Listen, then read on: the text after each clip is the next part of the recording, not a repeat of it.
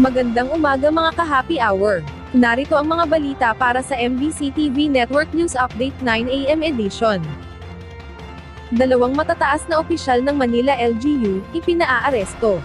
Yan ang MBC TV Network News ni Boy Gonzales. Ipinag-utos ng Korte sa Manila ang pag-aresto sa dalawang mataas na opisyal ng Manila Local Government Unit dahil sa kasong paglabag sa anti-graft law sa inilabas na order ni Judge Edilu Hayag. Ang presiding judge ng Manila RTC Branch 26 kabilang sa pinaaresto ay ang mga respondent na sina Charlie Dungo, ang head ng Department of Tourism, Culture and Arts at Administrative Officer Robert Steven Principe. Ayon sa kautusan ng hukom, ang dalawa ay kinasuhan ng paglabag sa Section 3 ng Republic Act 3019 o Anti-Graft and Corrupt Practices Act na isinampa ni Dr. Flodelis Villaseñor, dating head ng Manila Tourism Bureau noong panahon ni dating Mayor Erap Estrada. Pinaliwanag ng hukom matapos ang evaluation sa mga ebidensyang nakasumite sa korte, may sapat na batayan o probable cause upang ikulong ang mga akusado. Dahil dito, naglabas ng warrant of arrest si Judge Hayag para sa ika-aresto ng dalawang respondent. Para sa MBC TV Network News, ito si Boy Gonzales, una sa Pilipinas, una sa Pilipino.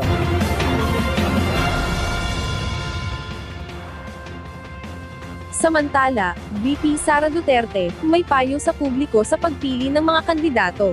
Hinikayat ni Vice President Sara Duterte ang mga mamamayan na bumoto, base sa mga nagawang accomplishment at plano ng isang kandidato at hindi sa apelyido lamang. Sinabi nito na mahalaga na pakinggan ang pangako ng mga politiko, at tignan ang mga nagawa nila noon at kung ano pa ang kanilang kapasidad at abilidad.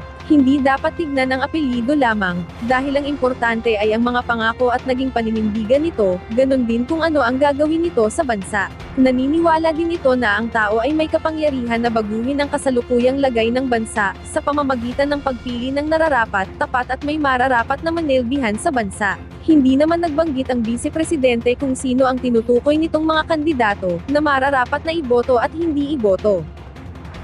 At yan ang mga balita para sa MBC TV Network News Update 9 AM edition. Abangan ang mga susunod na balitaan mamaya, para sa 10 AM edition.